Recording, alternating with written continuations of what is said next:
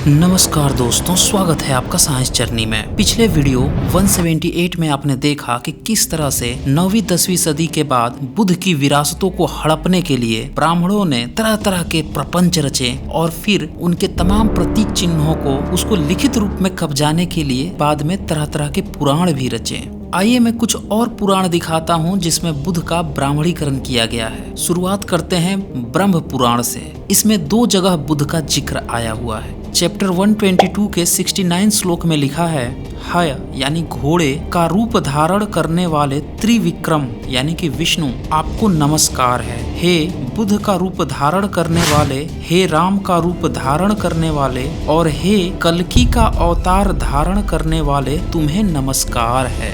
यानी साफ साफ बुद्ध को यहाँ पे अवतार घोषित किया जा रहा है। इसके अलावे कृत्य रत्नाकर उद्धृत ब्रह्म पुराणीय श्लोक के पेज 159 पे भी बुद्ध का जिक्र आया है। लिखा है, कलयुग में 28वें वर्ष में विष्णु ने बुद्ध बनकर धर्महीन शाक्यों और धर्महीन लोगों को धर्म में लगाया। देखिए ये कितनी झूठी बात है। इससे ये भी पता चल रहा है कि पुराण के लेखकों को न तो बुद्ध के बारे में पता था और न ही उनके दर्शन के बारे में। बोल रहा है 28 साल, जबकि बुद्ध 35 इयर्स की एज में लोगों में ज्ञान प्रचारित करने के लिए बाहर निकले थे। दूसरी बात कि शाक्य धर्महीन तब तक नहीं थे, बल्कि वो भारत की श्रवण परंपरा को ऑलरेडी फॉलो करते हुए आ रहे थे। यहाँ पे ये पॉइंट भी गौर करने लायक है कि ब्रह्म पुराण कह रहा है कि बुद्ध ने धर्महीन लोगों को धर्म में लगाया, जबकि इसके पहले अग्नि पुराण और भागवत पुराण कह रहे थे कि बुद्ध ने दैत्यों को धर्म से दूर कर दिया, वेद से दूर कर दिया।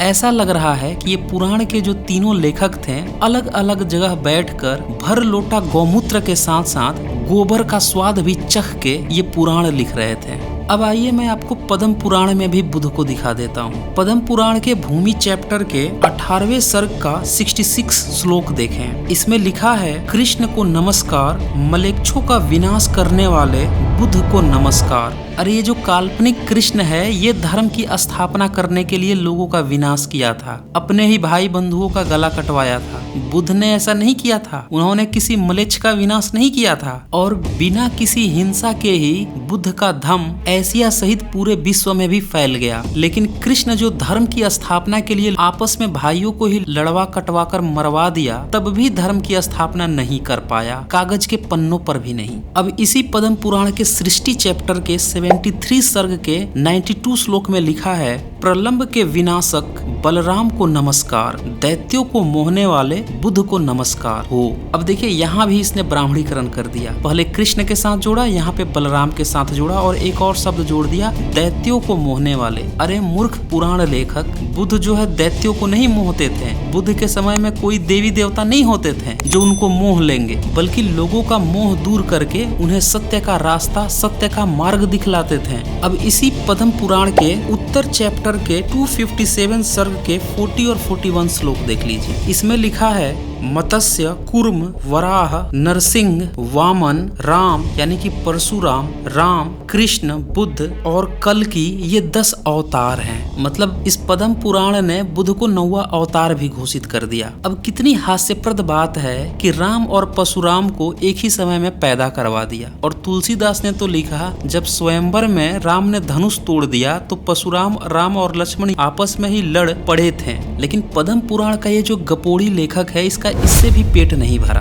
क्या कहता है कि बुद्ध जिस पेड़ के नीचे बैठकर विपස්සना करते थे या अपने प्रश्नों का उत्तर खोजा करते थे, विष्णु और शिव वही पेड़ बन गए थे। मैं दिखा देता हूँ, आप खुद ही देख लीजिए। हे मुनीश्वरों, इसीलिए विष्णु और शिव बोधि वट बन गए। अब देखिए पुराण लेखक कितना बड़ा ढपोर संख है कि इसे ये भी नहीं पता है कि अरे वो पीपल के पेड़ के नीचे बैठते थे, वट वृक्ष के नीचे नहीं बैठते थे। आपको मत्स्य पुराण का उदाहरण दिखा देता हूँ। उसके श्लोक 7 और सर्ग 285 में लिखा है, कृष्ण के साथ वेद व्यास, बलराम भी अवतार हैं और ये तीनों समकालीन थे। अब ये कितनी हंसी की बात है। मत्स्य पुराण का लेखक जो है, ये तो पद्म पुराण के लेखक जिसने राम और परशुराम को एक साथ अवतार करा दिया, उससे भी एक कदम आगे चला गया। 3-3 अवतार करा। तेरा एक अवतार से तो काम ही नहीं चल रहा है, तुझे 2 अवतार 3-3 अवतार लेने पड़ रहे हैं। अब पद्म पुराण का उत्तर चैप्टर के ही 263 सर्ग के 69 और 70 श्लोक में लिखा है, दैत्यों के विनाश के लिए बुद्ध का रूप धारण किए विष्णु ने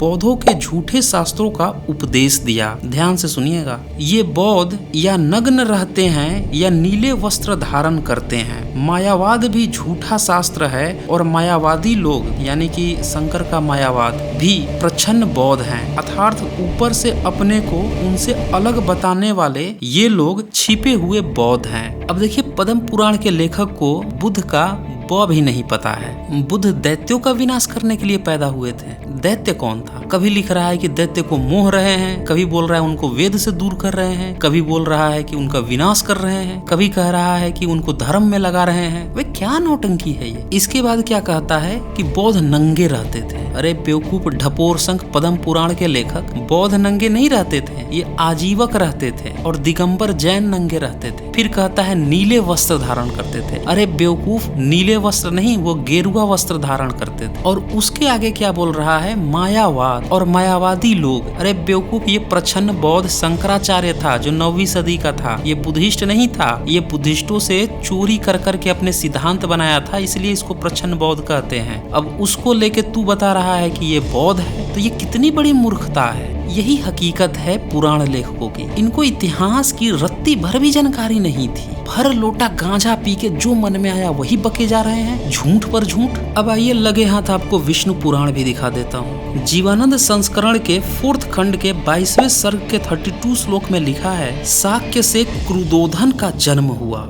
और क्रुदोधन से रातुल का जन्म हुआ। सुना आपने? इस विष्णु पुराण का जो लेखक है, ऐसा लग इस ढपोर संघ को ये तक नहीं पता है कि शाक के कुल से क्रुदोधन पैदा हुए थे या शुद्धोधन पैदा हुए थे। इसे ये नहीं पता है कि शुद्धोधन के पुत्र बुद्ध थे या रातुल थे। अब इतनी फजीहत देखकर जो गीता प्रेस गोरखपुर है, अब क्या किया है कि क्रुदोधन को शुद्धोधन लिख दिया है और रातुल को राहुल लिख दिया है। उसने अपने तरफ से सुधार की कोशिश तो की, लेकिन इससे मामला और ज्यादा बिगड़ गया। अब ये इतना ज्यादा हास्यप्रद हो गया कि अरे ठपोर संखो, तुम्हें ये तक नहीं पता है कि शुद्धोधन का पोता था राहुल, बेटा बुद्ध थे। तो इस तरह की गलतियां पुराणों में हैं और चले हैं इतिहास बताने बुद्धिज्म का। और आजकल जो आप देखते हैं ना कि बुद्ध के बारे में जो गलत सलत बातें कोई लिखता है, वो यही ढपोर संखों की औलादे हैं, जिनको ABCD तक नहीं पता है, न बुद्ध के बारे में, न पाली साहित्य के बारे में, न उनके इतिहास के बारे में। बस जो मन में आया, भर लोटा गांजा पीना है, भर लोटा अफीम चाटनी है, बकबका देना है। अब जाते जाते वायु पुराण में भी बुद्ध को देख लीजिए। 111 चैप्टर के 27 नंबर श्लोक में लिखा है, पीपल के रूप में मौजूद बोधि द्रुम को नमस्कार है। वह ब्रह्मा विष्णु और शिवमय है। वह पितरों को तारता है, यानी जिनका श्राद्ध किया जाता है। अब यहाँ पे एक बात आप बिल्कुल क्लियरली देख सकते हैं कि वायु पुराण का लेखक जो है, बोधि वृक्ष को वट वृक्ष न बता के पीपल का वृक्ष बताता है। ये बात तो सही है, लेकिन लगे हाथ ब्राह्मणीकरण भी कर देता है कि ये बुद्ध नहीं, ब्रह्मा विष्णु महेश हैं। और तो और पितरों का पिंड और श्राद्ध से भी उनको जोड़ देता है। तो इस पर अब मैं क्या टिप्पणी करूं? इसकी मैं टिप्पणी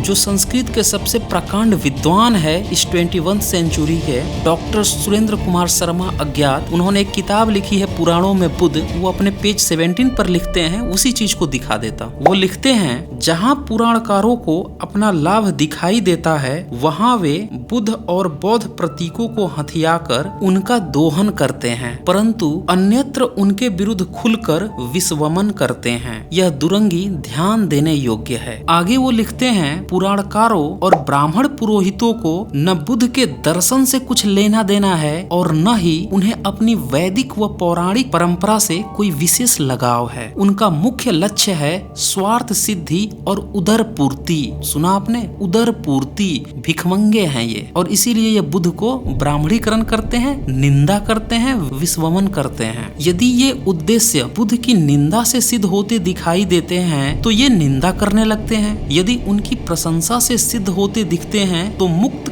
कंठ से प्रशंसा करने लगते हैं। अब इसी से आप समझ सकते हैं कि किस तरह से ब्राह्मणों ने, पंडित पुरोहितों ने बुद्ध का ब्राह्मणीकरण करके भारत की जो मूल सभ्यता संस्कृति थी बुद्ध मार्ग की, उस पर कब्जा किया और उसको कब्जा करके आज तक वो पूरे भारतीयों को उनकी संस्कृति से दूर करके फेक न्यूज के माध्यम से आस्था की नौटंकी के नाम पर गंदगी फैलाए हुए हैं। तो दोस्तों, इस वीडियो को ज्यादा से ज्यादा शेयर कीजिए ताकि सभी भारतीयों को सच्चाई पता चल सके कि ये सारे के सारे ब्राह्मण ग्रंथ बुद्ध के विरोध में लिखे गए हैं, उनकी विरासत को कब्जाने के लिए लिखे गए हैं। तो आज बस इतना ही, जल्द ही मिलते हैं एक नए वीडियो के साथ।